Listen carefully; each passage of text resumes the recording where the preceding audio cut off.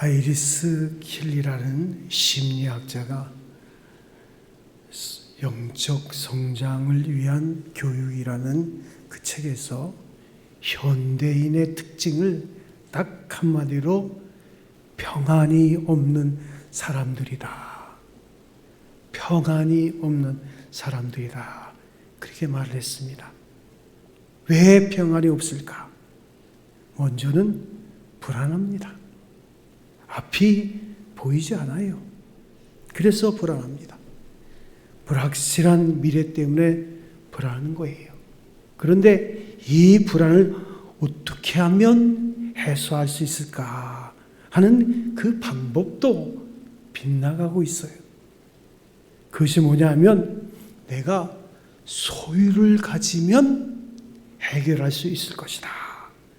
그래서 돈을 많이 가지고, 은행에 돈을 많이 가지고, 땅을 많이 가지고, 집을 많이 가지고, 부동산을 많이 가지고, 뭔가 이 많은 것을 가지면 이 소유에 의해서 나의 불안이 해소될 것이라고 착각을 하고 있어요. 이것이 또 하나의 착각입니다. 우리가 생각해 보면 많이 가질수록 점점점 불안한 거예요. 그런가 하면 알게 모르게 적개심의 노예가 되고 있어요. 누군가를 미워하고 있어요. 그동안은 마음이 어두워집니다. 눈이 흐려집니다. 도대체가 모든 사람이 나를 공평하게 나대로 평가해 주지 않는다고 하는 불만이 있어요. 그래서는 아무도 모르게 누군가에 대한 적개심을 가지고 있어요. 혹은 피해의식을 가지고 있어요. 이런 마음으로 있는 동안은 절대로 밝은 세상을 볼 수가 없습니다. 사랑하는 성도 여러분, 미워하면서 상대방의 장점을 볼 수 있습니까? 문제는 사랑밖에 없어요. 사랑하고서 비로소 세상을 밝게 볼 수 있는데 어느 사이에 우리는 누군가를 미워하며 살고 있는 거예요.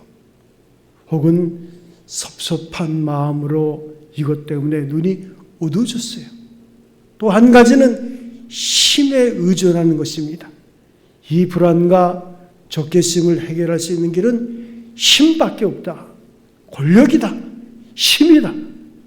결국은 권력이나 힘을 의지하는 마음이 우리의 마음을 또 한 번 어둡게 하고 있어요. 오직 겸손만이 밝은 시각을 가지게 하는데 어느 사이에 힘에 의존해서 교만해지는 거예요. 그래서 점점점 더 마음의 눈이 어두워지고 앞을 볼 수 없을 만큼 참으로 어리석고 너무너무 어리석을 정도로 눈이 어두워지고 만 것을 봅니다. 그래서 예수님은 마태복음 6장 22절에 눈이 건강하면 온몸이 밝을 것이라. 문제는 잘못된 눈에 있어요. 균형을 잃고 한쪽만 보는 거예요. 나무는 보고 숲을 보지 못해요. 새는 보는데 새를 먹이시는 하나님을 못 봐요. 넓은 세계를 보면서 하나님의 거룩한 창조의 솜씨를 보지 못하느냐. 참으로 미련하지요. 역사는 보는데 역사를 주관하시는 하나님의 높은 그 보좌를 보지 못한다는 거예요. 이런 눈을 지닐 때 마음과 눈이 세상을 더 어둡게 만들고 있는 것입니다. 그래서 성공적인 삶을 살기 위해서 가장 중요한 것, 약 93%가 결정적인 영향을 주는 것이 뭐냐면 삶을 바라보는 태도입니다. 자세입니다. 이 자세가 중요해요. 바로 보는 자세가 중요합니다. 이것저것 다 자체하고 결국 가장 중요한 것은 바라보는 삶의 자세예요. 환경이나 자본은 중요하지 않습니다. 힘도 중요하지 않습니다. 가장 크고 중요한 것은 어떤 자세로 사느냐.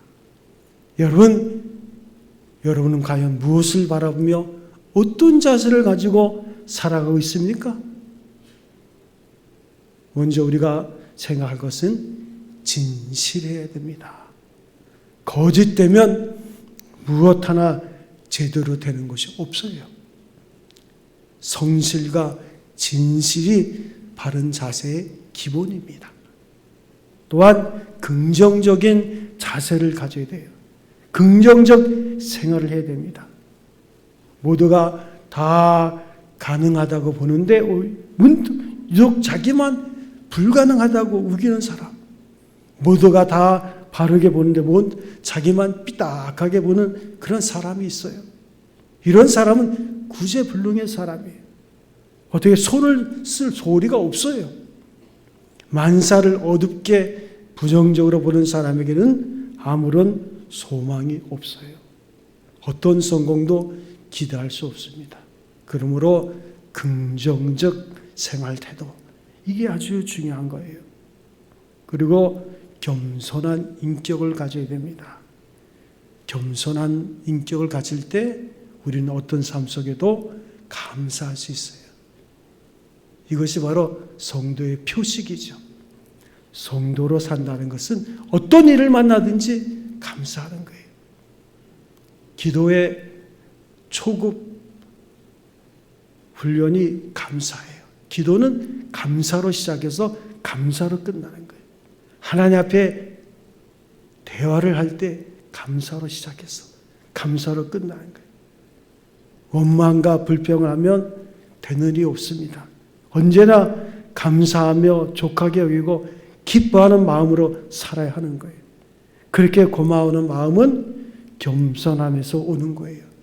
자기를 낮추어 온유하고 겸손하실 때에 우리에게는 감사하는 마음이 생기게 됩니다. 그리고 고맙고 감사하는 마음이 있을 때 비로소 성공이 따라오는 거예요. 성공은 따라오는 거예요. 더 나아가서 믿음이 있어야 됩니다. 모든 일을 믿음으로 대해야 돼요. 개인이건 민족이건에 신의가 없어지면 다 끝나는 거예요. 이렇듯 믿는다는 자세는 대단히 중요합니다. 철학자 하이드카는 이런 말을 했어요. 사람은 두 가지 종류의 사고를 지니고 있다. 하나는 계산적인 사고다. 이것은 자신의 경험에 비추어 계산하는 생각이고 미리 예상하는 능력이라고 할 수 있습니다. 여러분, 사람에게는 앞으로 다가올 일을 이렇게 저렇게 예상해 보는 그런 사고가 있어요. 또 하나는 영감적인 사고입니다.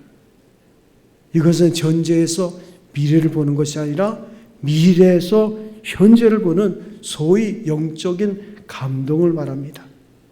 다시 말해서 기도와 말씀 묵상에서 나오는 직감적이고 영감적인 이 사고가 사람에게 지혜를 주고 나아가서 창조력을 길러줍니다. 여기서 우리가 생각해야 할 것이 있어요. 우리는 미래에 대한 소원을 가지고 있어요. 꿈과 비전을 가지고 내일을 봅니다.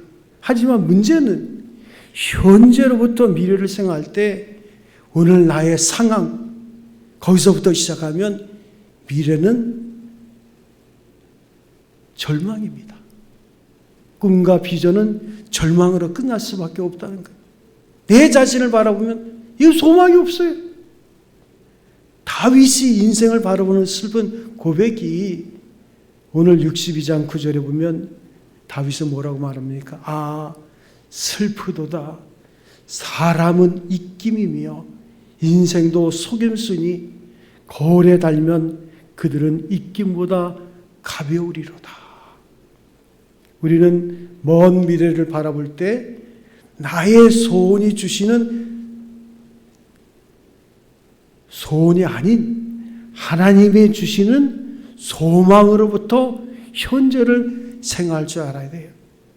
미래를 볼 때 소망과 소원은 달라요. 그 소원이라는 것은 내 필요에 의해서 미래를 바라보는 것이요, 내 중심으로 세계를 바라보는 겁니다. 집단주의나 개인주의 다 마찬가지예요. 이기적인 생각에서 자기 중심으로 미래를 보는 것이 소원입니다. 그런데 소망은 그렇지 않아요. 하나님의 말씀과 하나님의 약속과 그 약속에 대한 진실한 그 자세를 가지고 미래에서 현재를 보는 것, 이게 소망입니다. 오늘 성경에서 다윗은 나의 영혼아 잠잠히 하나님만 바라보라. 우리는 나의 소망이 그로부터 나오는도다. 오직 그만이 나의 반석이시요 나의 구원이시요 나의 요새시요 내가 흔들리지 아니하리로다. 소망 없는 현실의 소원은 참을 수 없는 파멸과 진정될 수 없는 불안만 있을 뿐입니다. 현재 누가 잘 살고 못 살고 그 문제가 아니에요. 가졌느냐 못 가졌냐 그게 문제가 아닙니다. 문제는 소망이 있느냐 없느냐예요. 소망이 있으면 미래가 긍정적입니다. 소망이 있으면 미래가 고통이라도 기꺼이 참을 수 있고 미래가 약속된 현실이라면 아무 문제 될 것 없어요. 사랑하는 성도 여러분, 우리를 향한 하나님의 소망이 있는 것을 믿으십니까? 여러분을 향한 하나님의 소망이 있어요. 적어도 우리가 이렇게 주 앞에 나와서 예배하는 자들은 우리에게 뭐가 있습니까? 십자가의 은혜가 있어요. 내가 죄인이었을 때, 원수였을 때, 하나님 앞에 연약한 자였을 때 나를 위해서, 내 죄를 위해서 십자가에 피 흘려서 담당하신 그리스도의 보혈의 은혜가 있어요. 그러니까 내가 사는 것은 하나님의 은혜로 사는 거예요. 왜 나를 보세요? 내 현실을 보는 게 아닙니다. 소망은 믿음의 주여 온전케 하시는 주를 바라보는 거예요. 그러니까 우리가 하나님의 은혜로 산다는 것은 매 삶의 순간순간마다 어떠한 일이 있어도 삶의 소망이 우리에게 주어진 거예요. 여러분, 오늘 본문에 기록한 다윗은 파란만장한 생을 살았어요. 가장 가난한 베들레헴의 양치는 모자로부터 시작해서 이스라엘 왕이라는 최고의 권력의 자리까지 올라갔습니다. 그는 사울 왕을 위해서 목숨을 걸고 충성을 다한 충신이기도 합니다. 그러나 정작 자신은 휘하의 신하들에게 배신을 당하는 아픔을 경험하기도 했어요. 아들이 아버지인 자기를 죽이겠다고 쫓아다니는, 그래서 맨발로 궁전에서 야반 도주하는 그런 비극적인 삶도 있었습니다. 뼈아픈 슬픔을 겪었죠. 자기가 믿었던 나라, 자기가 믿었던 친구, 믿었던 신하가 전부 배신하는 그런 아픔을 겪어냈어요. 그 많은 사건과 시련 속에서 그는 깨달았어요. 세상에 믿을 것은 하나도 없구나. 처음부터 믿어야 될 것이 못된 것을 내가 믿었구나. 이 진리를 깨달은 거예요. 보세요. 그 사실을 인정하는 순간 비로소 그의 마음은 고요해지는 거예요. 평안할 수 있었어요. 그 진리를 진실하게 받아들일 때 그는 전혀 다른 차원에서 새로운 용기를 얻을 수 있었습니다. 오늘 시편 62편은 다윗이 노년에 기록한 거예요. 그는 노년에 이르러 믿을 것이 못되는 세상을 깨뜨려 볼 수 있었습니다. 흔들리는 울타리 같은 인생, 흔들리는 담장 같은 인생, 아무것도 아닌 인생, 도대체 나는 무엇을 위해서 그렇게 쫓아다녔던가? 내가 나를 생각할 때에도 믿을 것이 못 되는데 다른 무엇을 믿을 수 있겠는가? 이 세상 이치를 깨달았어요. 그래서 그는 담담하게 이렇게 외칩니다. 나의 영혼아 잠잠히 하나님만 바라며. 우리 한번 따라하겠습니다.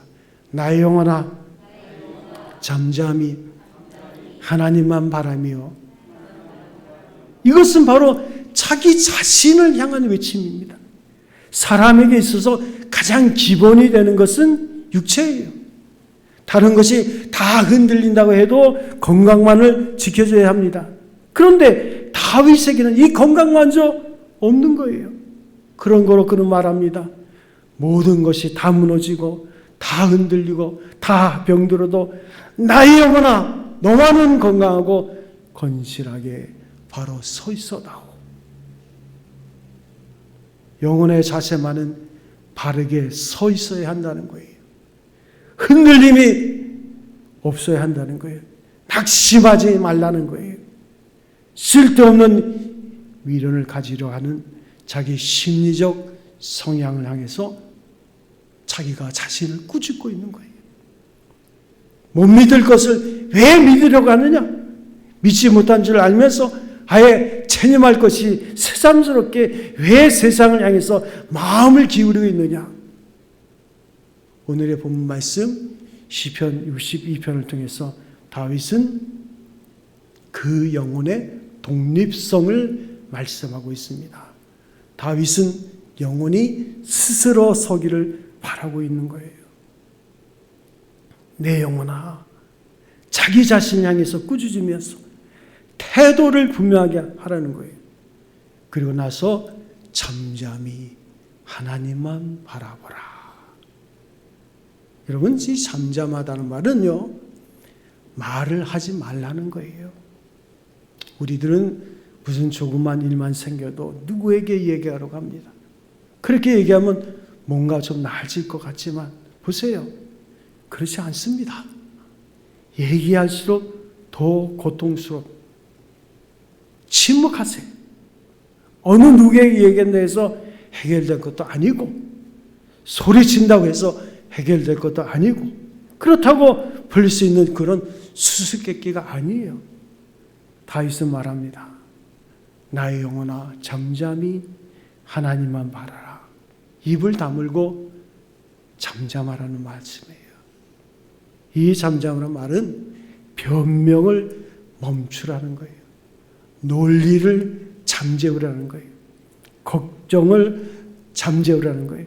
한에 맺히고 원한에 맺히고 욕심에 차있고 변명에 차있는 속에서 하는 말은 우리를 점점점 고통스럽게 할 따름입니다. 내 영혼아, 잠잠히 하나님만 바라라. 조용해지란 말씀이에요. 왜 이런 일이 내게 있느냐고 묻지 말 것이에요. 누구 때문이라도 생각하지 말라는 거예요. 조용히 하나님만 바라보라는 거예요. 그래서 독일의 철학자 임마누엘 칸트는 이런 말을 했습니다. 하나님께 여유를 드리기 위해서 내 이성을 제한하라. 여러분, 이성의 추리 능력이 있습니다. 이성의 비판 능력은 대단한 거예요. 생각하기 시작하면 끝이 없습니다. 이렇게 생각하고 저렇게 생각하고 이렇게 할까 저렇게 할까 궁리하다 보면 끝없이 펼쳐나갑니다. 그러다가 이상한 꿈이라도 꾸고 나면 꿈과 현실을 혼돈해버려요. 갈수록 복잡해집니다. 내 영혼아, 잠잠히 하나님만 바라라. 제가 한 30년 전에 어떤 자매가 와서 저에게 신앙 상담을 합니다. 결혼한 지 얼마 안 됐어요. 그런데 그 자매가 하는 말이 저는 지금 남편을 사랑하지 않습니다. 무슨 말이냐 했더니 저희 아버지가 부도가 나가지고 할 수 없이 돈 많고 직장 좋은 남편과 결혼을 하게 됐는데 이전에 사귀던 남자가 있었다는 거예요. 근데 사랑을 하는데 그 남자는 지금 남편과 비하면 모든 것이 부족해서 그래서 내가 집안을 살리고자 결혼을 했는데 이 남자가 맨날 출장이 나가고 다정다감하지 않고 옛날에 그 애인은 그렇게 다정다감하고 그랬는데 사랑하고 싶은 마음이 없다는 거예요. 그래가지고 남편이 어느 날 출장을 갔는데 옛날 애인한테 딱 전화를 했대요. 그 옛날 애인 전화번호로 딱 전화를 했더니 여보세요 하자마자 영자냐 그러더래요. 그러면서 하는 말이 목사님 내 목소리를 잊어버리지 않고 있었다고. 그러면서 그 남자를 만나야 될까요? 만나지 말아야 될까요? 저한테 물어보더라고요. 여러분은 어떻게 생각합니까? 유구무원입니까?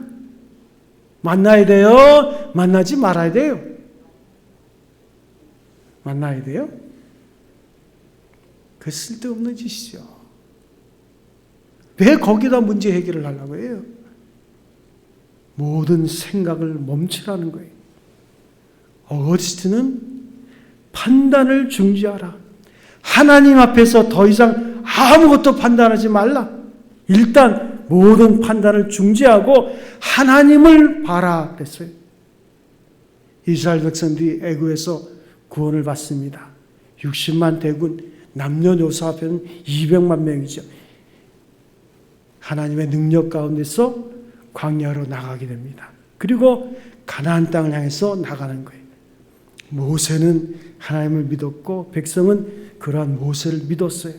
그렇게 저들은 모세가 인도하는 대로 그저 따라갈 뿐입니다. 그런데 가고 보니까 그 길이 막다른 길이에요. 앞에는 홍해가 놓여있고 뒤에는 애굽의 군대가 지도자 오는 거예요. 이제는 꼼짝없이 죽은 목숨, 사면 초가입니다. 도가내든 집니다. 아이고 우리는 이제 죽었구나 하면서 원망과 불평이 절로 나오는 거예요. 그리고는 모세한테 마구 소리를 질러댑니다. 애굽의 군대 공동묘지가 모자라가지고 왜 우리를 이끌어가지고 이 광야에서 우리를 죽게 하느냐고. 그래 우리가 뭐라고 하더냐고. 진작에 우리를 그냥 놓아두지 왜 우리를 인도해가지고 이렇게 우리를 비참하게 하냐고. 원성이 찾아옵니다. 할 말 못할 말 다 하는 거예요. 여러분 그때 모세가 한 말이 무엇입니까? 처음에는 모세도 당황했죠. 그렇지만 하나님 앞에 기도할 때 하나님이 기뜸하십니다. 여호와께서 너희를 위해서 싸우시니 너희는 가만히 있을지라. 조용하라는 거예요. 하나님께서 뭐라 말씀하지 말라. 시비를 가리지 말라. 조용히 하나님을 쳐다보라. 보세요. 하나님께서 이제 모세가 그와 같은 당황 속에서 조용하라 말할 때 여러분 우리는 잘 압니다. 하나님께서 홍해를 열어 이스라엘 백성을 그 위기에서 구원하시는 거예요. 사랑하는 성도 여러분, 걱정에 매여 있습니까? 참 어려운 시대를 우리가 살고 있습니다. 한이 있습니까? 원망과 불평이 있습니까? 이제는 멈추세요. 그리고 잠잠히 하나님만 바라보세요. 오직 하나님의 능력, 하나님의 지혜, 하나님의 사랑, 하나님의 뜻과 경륜을 믿고 그것을 바라보세요. 그 약속만 바라고 그 미래만을 전망하세요. 여러분들은 우주의 근원이 뭐라고 생각하십니까? 우리가 더불어 사는 물질이지요. 이 물질의 근원은 보이지 않는데, 보이지 않는 힘에 있는데 그것은 물질이 아니라 인격입니다. 나의 인격과 천지와 모든 만물을 창조하신 하나님의 인격 간의 인격적인 관계를 맺는 것이 바로 하나님을 바라보는 거예요. 내가 있기에 하나님께서 계시는 것이 아닙니다. 하나님께서 계시기에 내가 있는 것이에요. 하나님의 뜻이 있기에 오늘 내가 있는 겁니다. 적어도 우리가 하나님의 자녀라면 내 인생은 길고 짧으면 하나님께서 주신 사명에 있는 거예요. 사명을 다하면 끝나는 거예요. 내가 살아있다는 것은 하나님의 사명이요 하나님의 뜻인 거예요. 그러므로 중요한 것은 조용히 하나님만 바라보세요.